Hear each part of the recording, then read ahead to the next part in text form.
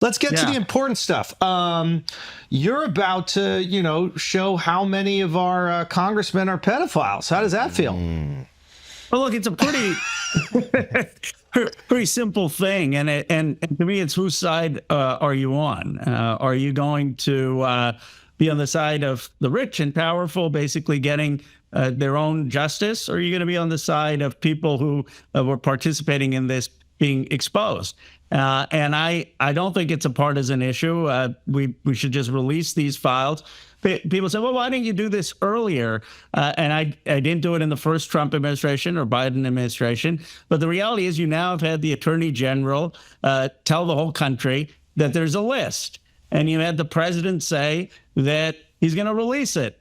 So it's now become bigger than the Epstein files. It's an issue of trust. Like, people feel that the rich and powerful have their thumb on the scale. They're screwing folks. Life is hard. This has now become an issue of trust. What do you think about the list? Do you think it exists? Do you think there are powerful politicians and businessmen on that list? What are your specific thoughts?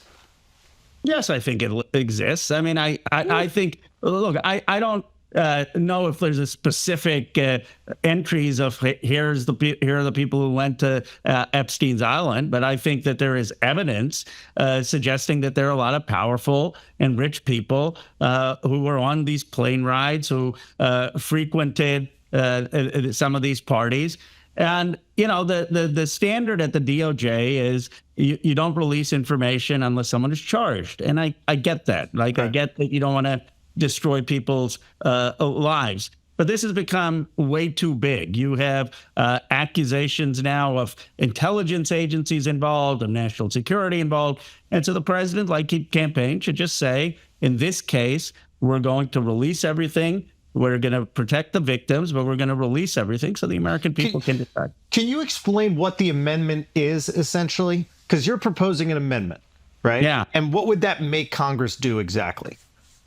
So basically, if the amendment passes, it would require Pam Bondi to release the list and any evidence, any files within 30 days. But before that, just proposing the amendment would make each congressman go up in front of Congress and say whether they're pro-releasing it or against releasing it, right?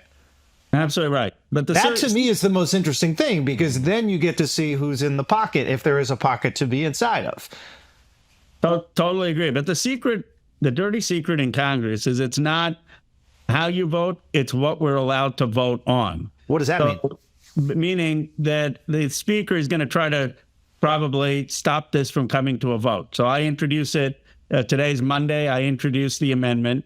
And on Monday night, the Rules Committee of Congress meets. It's like the high priests, right? There are about 9 people on this committee, and they get to decide whether Congress even gets to vote on my amendment or not. Can you tell the good people right now that are watching, hopefully millions, who those 9 people are that get to decide whether or not we get to see if congressmen and congresswomen are supportive of releasing the Epstein file? Who are those 9 people? Let me get the exact names. I'll just look at. Do it. Look it up. Take your time. Look it up right now. The Rules Committee is basically appointed by the speaker, but here are the. Take your time. There's no rush here. I just want to know who is accountable, who is responsible. Because it seems like a pretty benevolent thing to do, right? So we'd like to know this information. The chairperson of the Rules Committee is Virginia Fox from North Carolina. Okay. And you've got Jim McGovern, who's the ranking member. He's on the Democratic side. Okay. And you've got Representative Michelle Fischbach from Minnesota, Representative Ralph Norman from South Carolina, Representative Chip Roy. I hope Chip votes for this. And Chip's usually for transparency. He's a pretty independent-minded guy. He's from Texas. You've got Aaron Hoshin from Indiana, Nicholas Langworthy from New York, Austin Scott from Georgia, Morgan Griffith from Virginia, Brian Jack from Georgia, Joe Neguse, Teresa Lager, Mary Gay.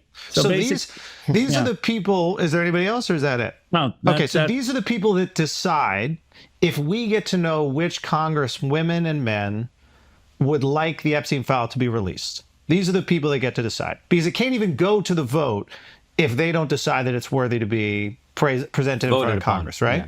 You're absolutely right. And most people don't even know this. I mean, they just think, okay, congressman gets up and you file an amendment, you file a bill, people should be able to vote on it. But there's this committee first that the speaker appoints. It's always 9 people from the majority party and 4 people from the minority party. So the majority has it stacked in their favor, and they vote on whether your amendment, whether your bill can even get a vote in the Congress. And a lot of times they allow Democratic bills to get a vote. But in this case, I have my doubts. So I'm going to on the floor to make the speech. I'm talking to some of them individually. And I'm hoping they'll just say, there's unanimous support in the United States of America for releasing all the information around the Epstein files. I can't fathom. I mean, you brought up an interesting point, which is like, if you're not charging somebody with a crime, releasing their information, there might be some sort of, I don't know if it's a breach in your civil rights. I'm not exactly sure what that would be. Like, if somebody's associated with something, but there isn't an allegation against them, what could that do to them and their life? Could they argue this sets a dangerous legal precedent and try to hide behind that? Yeah, that is, I think, what they will argue. They'll say, look, there are hundreds and thousands of people who may have been caught up in an investigation. They may have gotten money from Jeffrey Epstein. They may have run into Jeffrey Epstein at a fundraiser.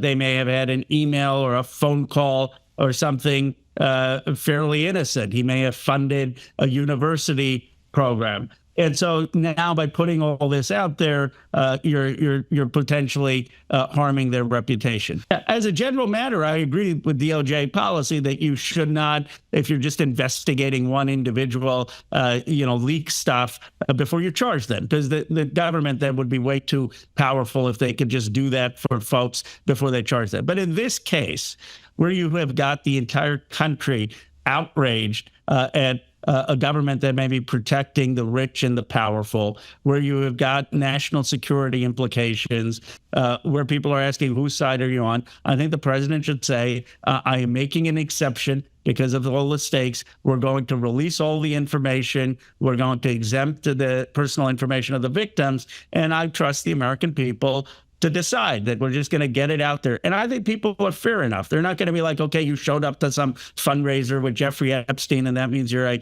pedophile. I think people are capable of taking this information and making a reasonable conclusion. Do you have confidence that your bill will actually come up for a vote if you have the president telling everyone, hey, this is old news, let's move past it and focus on other things? No, I don't, because I think that, if it was that easy, we wouldn't need to do podcasts or so. That yeah.